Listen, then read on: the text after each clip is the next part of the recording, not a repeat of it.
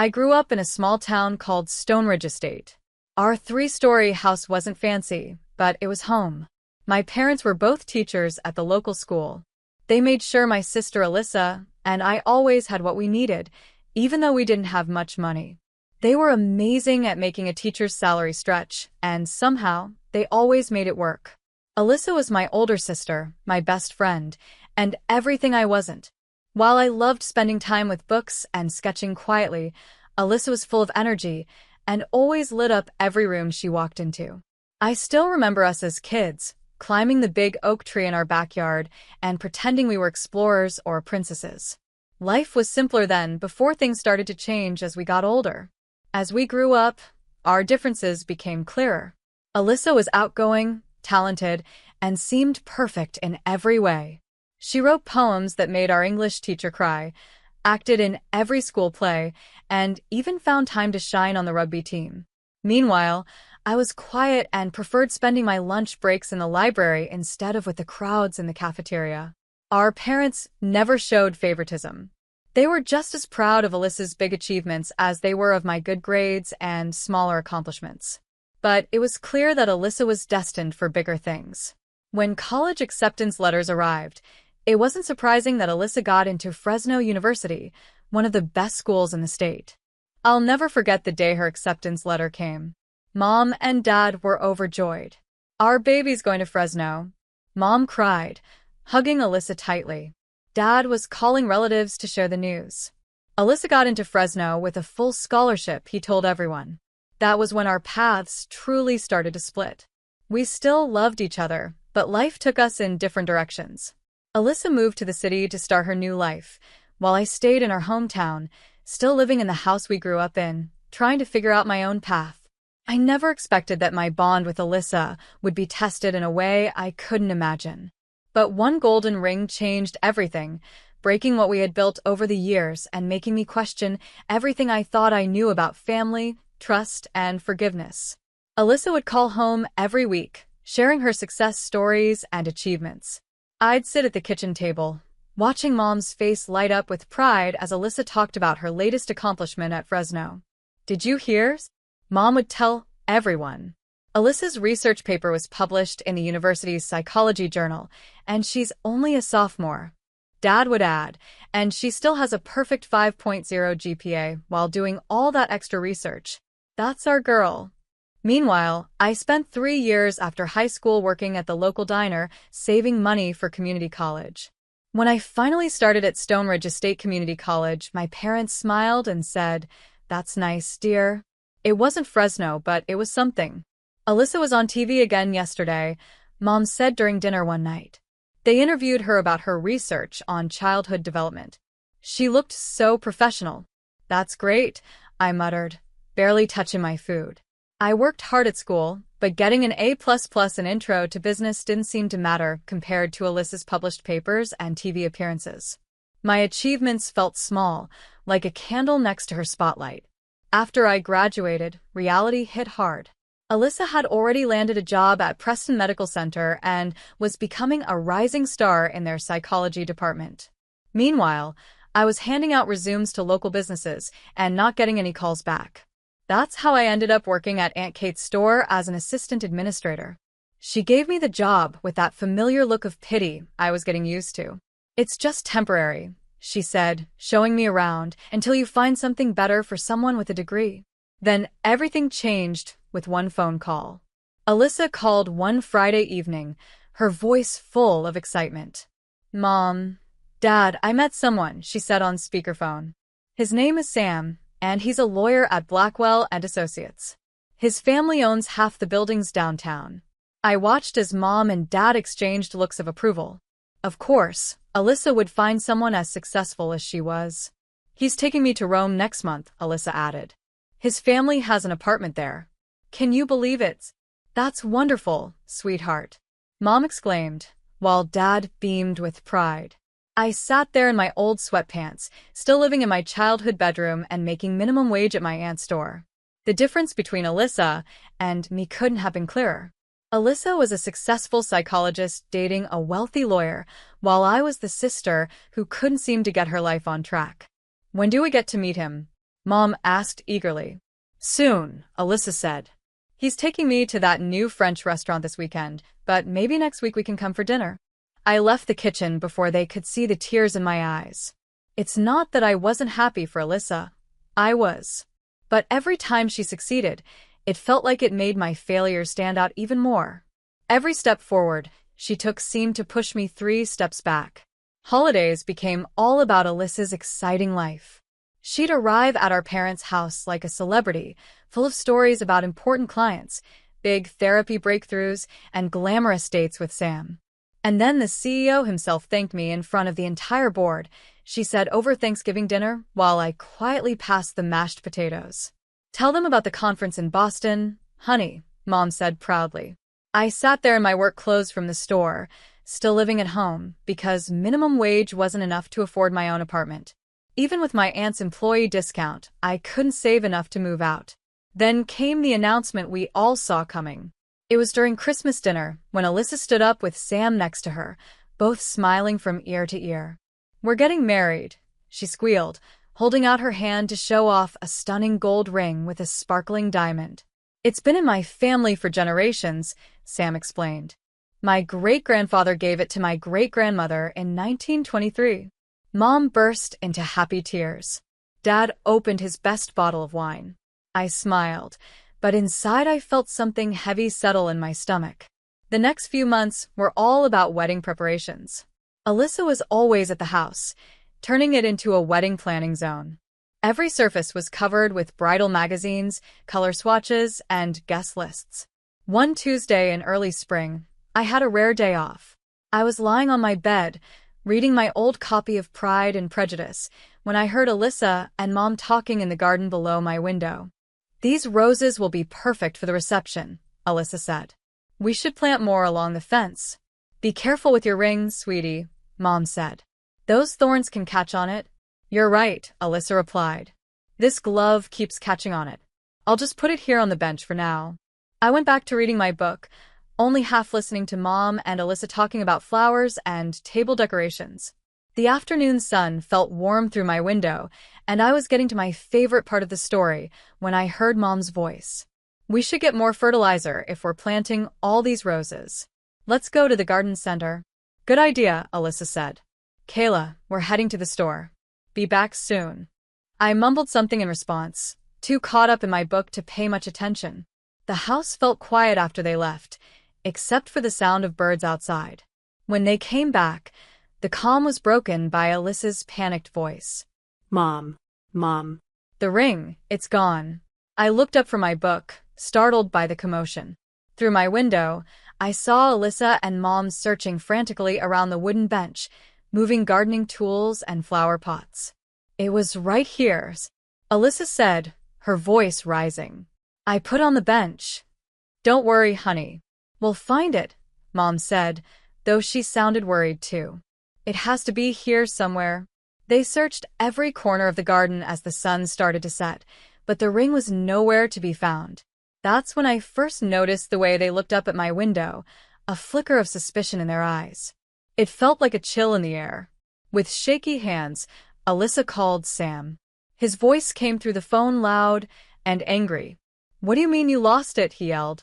That ring has been in my family for 4 generations. My great-grandmother wore it through 2 world wars. I'm so sorry, Alyssa cried. We'll find it. I promise. You'd better find it, Sam snapped. His tone was so sharp, it made me flinch. That ring is irreplaceable. When the call ended, Alyssa turned to me with an expression I'd never seen before. Angry and accusing. You took it, didn't you? What? I said, stunned. It felt like a slap. Alyssa, I was in my room the whole time. Exactly, she shouted. You were the only one here. Her mascara was running as she screamed. You've always been jealous of me. Mom stepped forward, her face stern. Kayla, if you took the ring, you need to return it right now. I didn't take anything, I said, my voice shaking. I swear. Then you won't mind if we search your room, Dad said, already heading up the stairs. I followed them to my bedroom, feeling helpless as they tore it apart.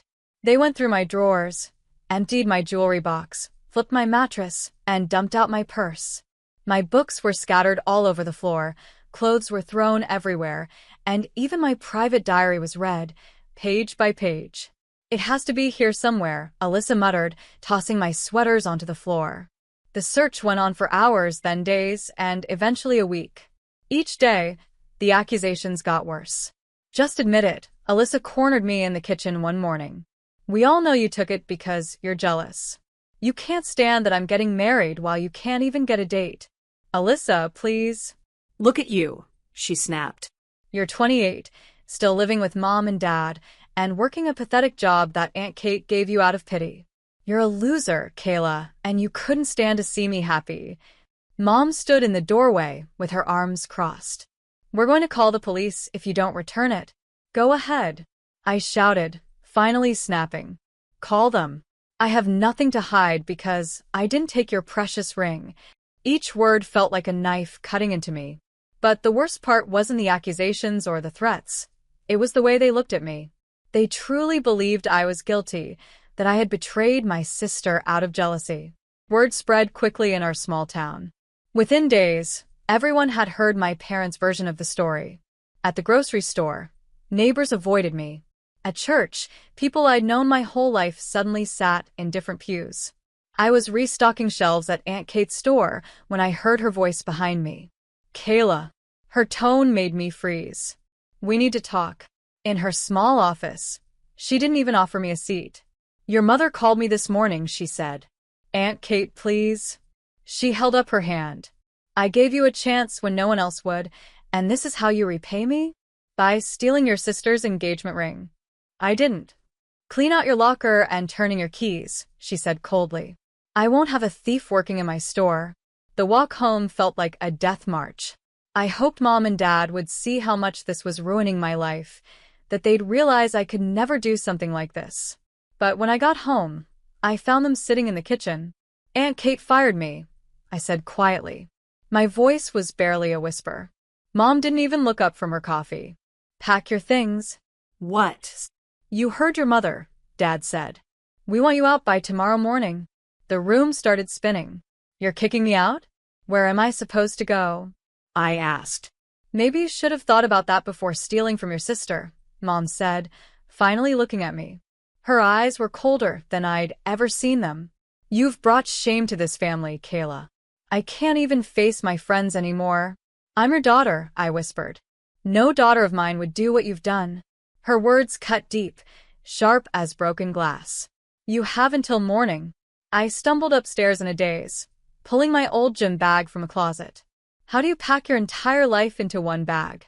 What parts of yourself do you take? I started with clothes, enough for a week, maybe 2. One pair of sensible shoes. My laptop, wrapped in a sweater. Then came the harder choices, the books that had been my friends when I had no one else. Pride and Prejudice, Alyssa Eyre, Little Women, stories of women who found their way in tough times. Tears wouldn't stop falling.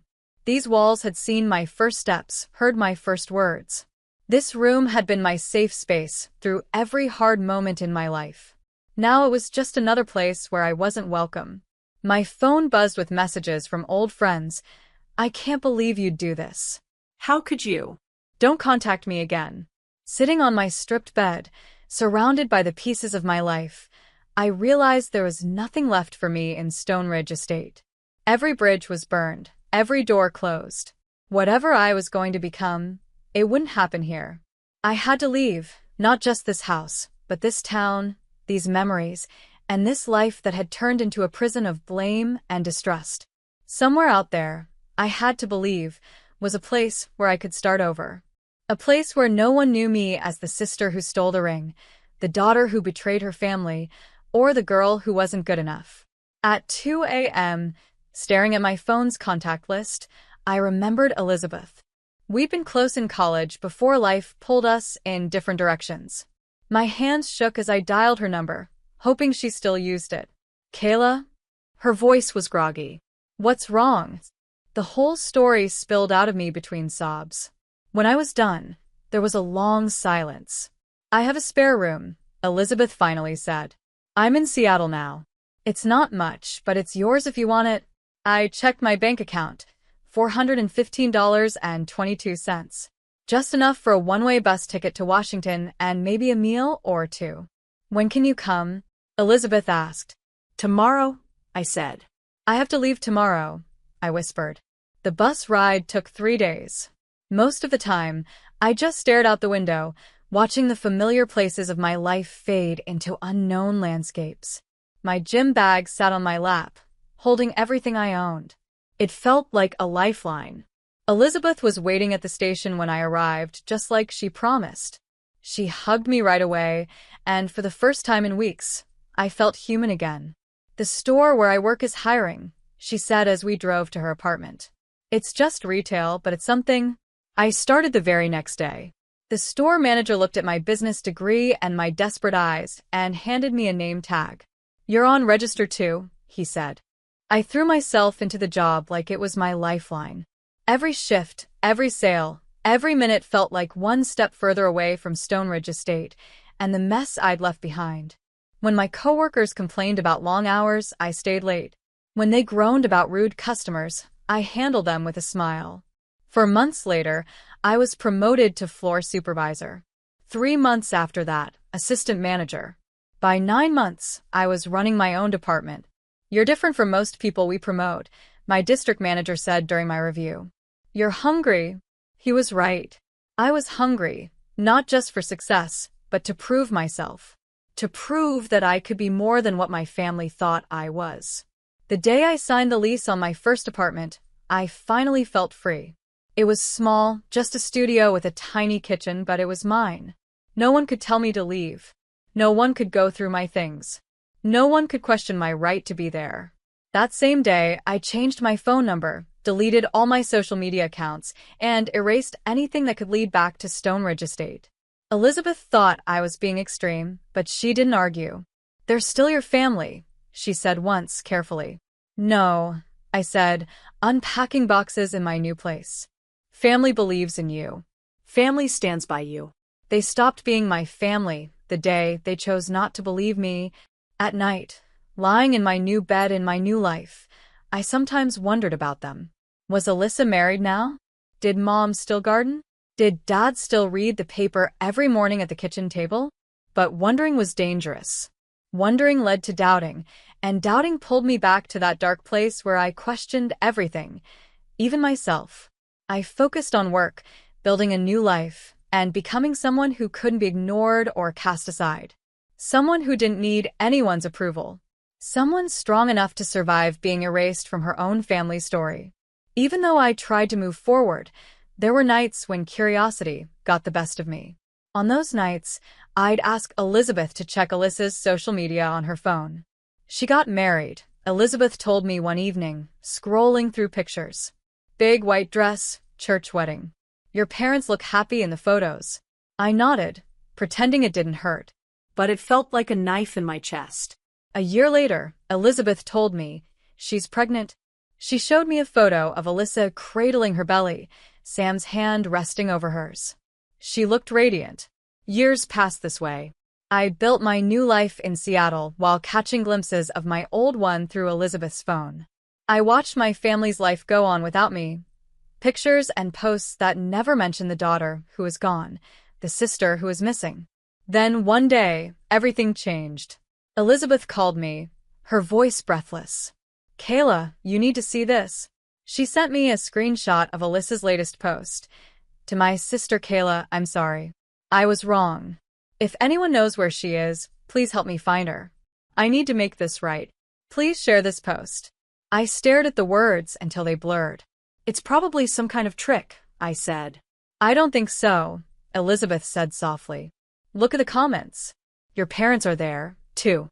They're begging you to come home. My hands shook as I read their comments. Mom, please come home, sweetheart. We need to talk to you. Dad, we made a terrible mistake. Please give us a chance. After 5 years of silence, their words didn't feel real. But there was something genuine in their desperation.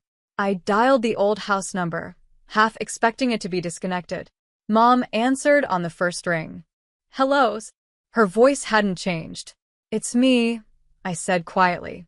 There was a sharp intake of breath, then, Kayla. Oh God, Kayla. I could hear her crying and calling for Dad. Their voices tumbled over each other.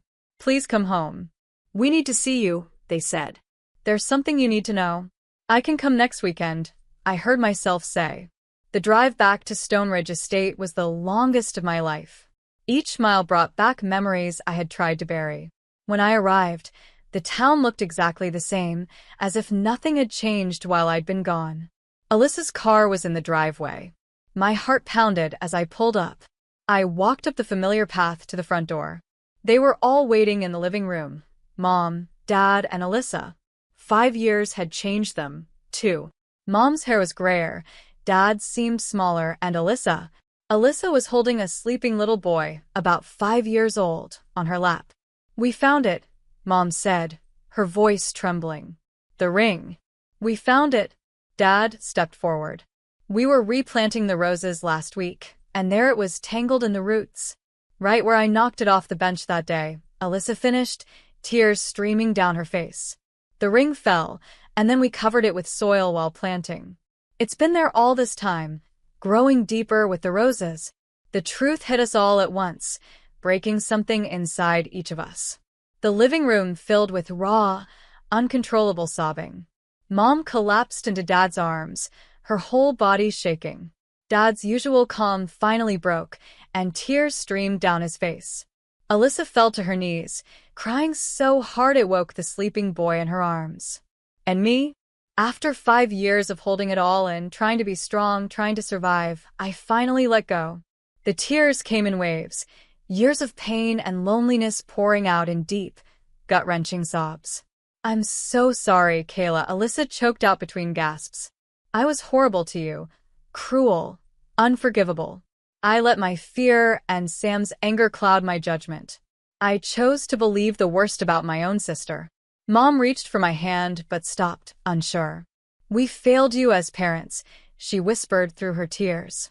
We should have believed you, protected you. Instead, her voice broke, and she couldn't finish. Please, Alyssa pleaded, her voice desperate. Tell us how to make this right. I'll do anything. We all will. I looked at them. These people who had once been my whole world, then became my worst nightmare. And now?